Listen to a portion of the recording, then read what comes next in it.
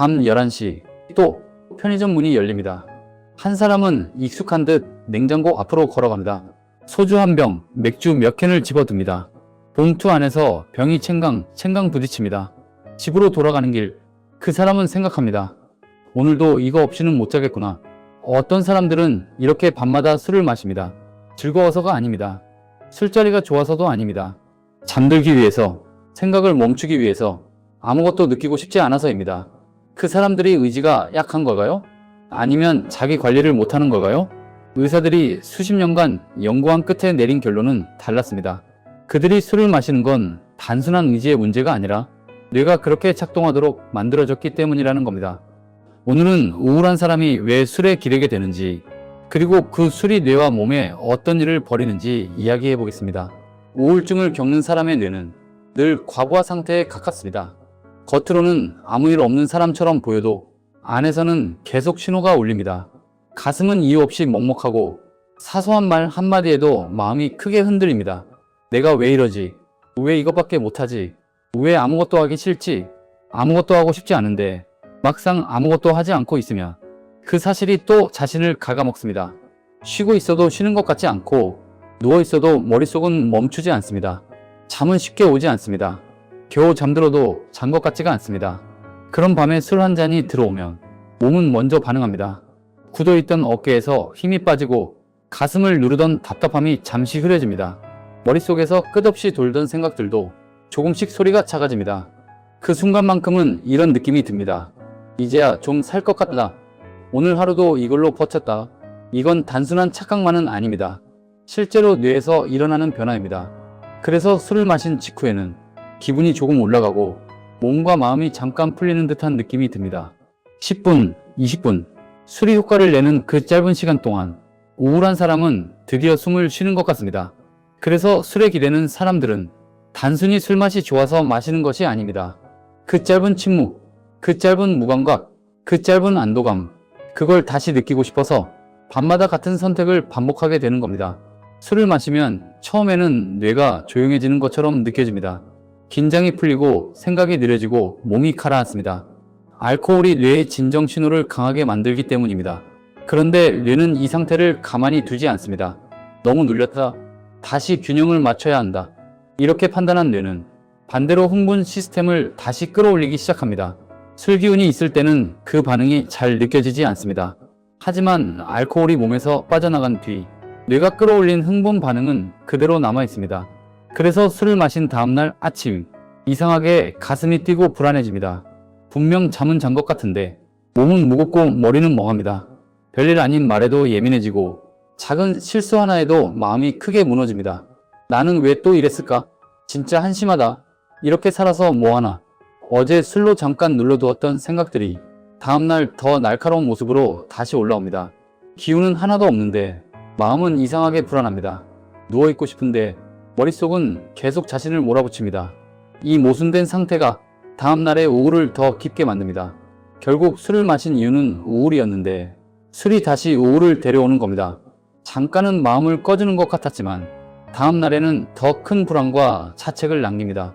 그래서 우울한 사람이 술에 기대기 시작하며 점점 더 빠져나오기 어려운 고리가 만들어집니다.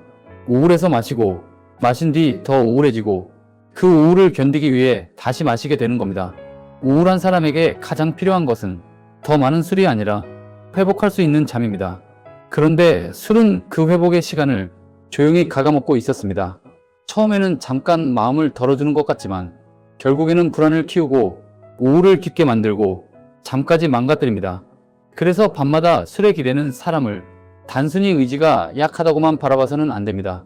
그 사람은 즐거워서 마시는 것이 아닐 수 있습니다. 살기 위해, 버티기 위해, 오늘 밤만큼은 아무것도 느끼고 싶지 않아서 술잔을 들고 있는 것일 수 있습니다. 말없이 술잔을 드는 사람 뒤에 어떤 밤이 있었는지, 어떤 마음이 무너지고 있었는지 한 번 더 생각하게 됩니다. 그 작은 이해가 누군가에게는 다시 버틸 수 있는 시작이 될 수도 있습니다.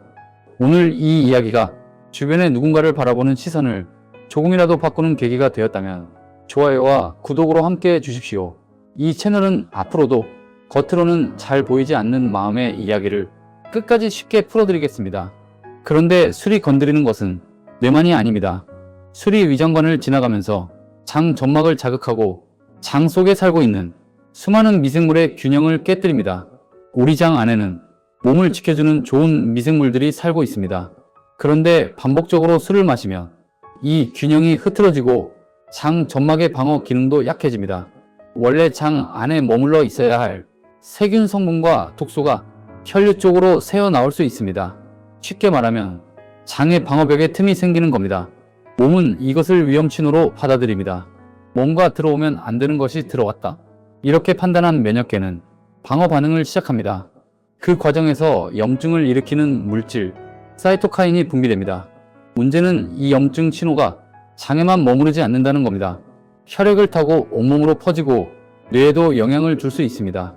또 미주신경을 통해 뇌에 직접 신호를 보내기도 합니다.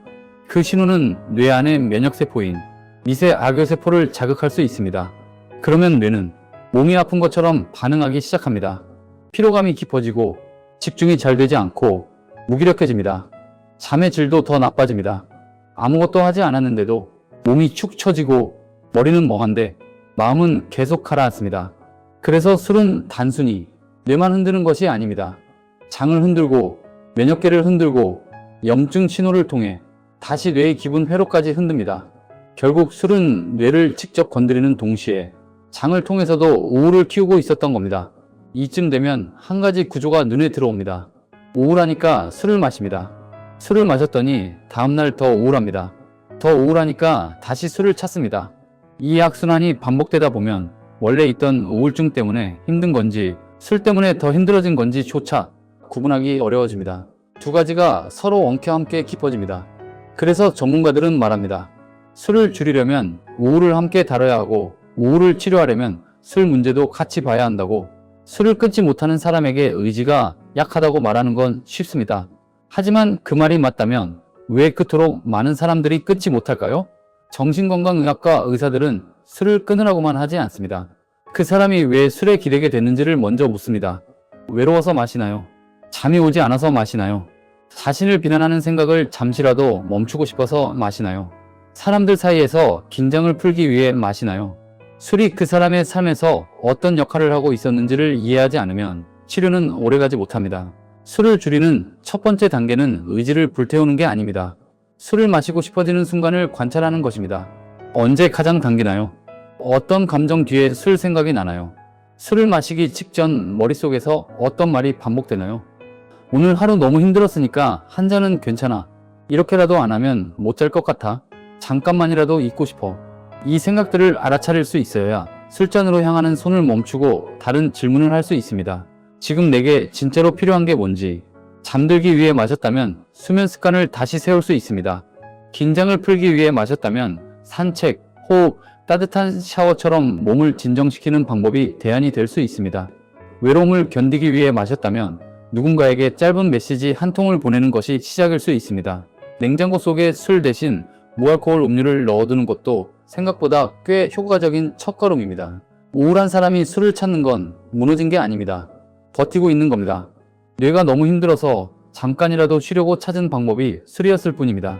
그 사람을 향한 시선이 비난이 아니라 이해로 바뀔 때 비로소 변화가 시작됩니다.